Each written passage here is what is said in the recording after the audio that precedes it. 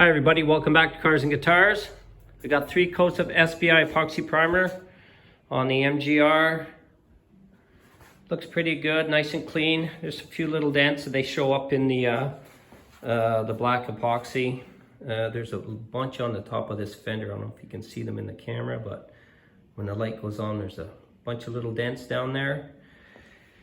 And there's a few on the doors, a couple on the trunk lid. Just small little ones, imperfections. I'm going to run a little, you can see them there in the light. Some of them might have to go over a bit again and try and push some of them out. And then I'll do a little skim coat of 2-part putty on there, then get some high build polyester primer on this thing, and so we can use as the block sanded down to get out the rest of the imperfections. It goes on really thick, it goes on pink, sands gray, so you don't need a guide coat, which is great. Save some time there too.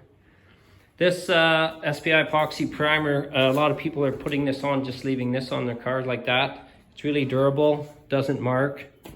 You can scuff it up, clean it, doesn't leave a bunch of marks. And you can let it sit up to 7 days, and you can go right in. If I wanted to, I could leave it sit 7 days and just paint it. No sanding or nothing, and the paint will bond right to it. And same with the 2-part putties or any filler work that you do. You don't have to sand it, you can put it right over top up to 7 days. After that, you have to give it a little scuff. And that's why I like this epoxy. Plus, it's really thick. It's made for restoration, people that do restoration work. So it's really great if you ever want to try it. SPI, it's great stuff. And I gotta put a coat on the bumpers here. Just mostly just there were stone chips and stuff in the bumpers, so I'm gonna put a couple coats of the epoxy on the bumpers now.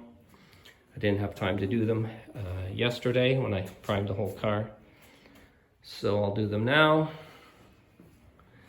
Anyway, that's what the car looks like with the epoxy primer on it. Oh yeah, one thing, they sell this in white too.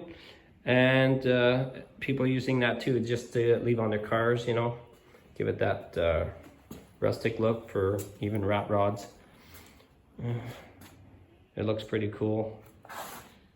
Anyway, that's it for now. Thanks for watching Cars and Guitars. I'm John Bluen.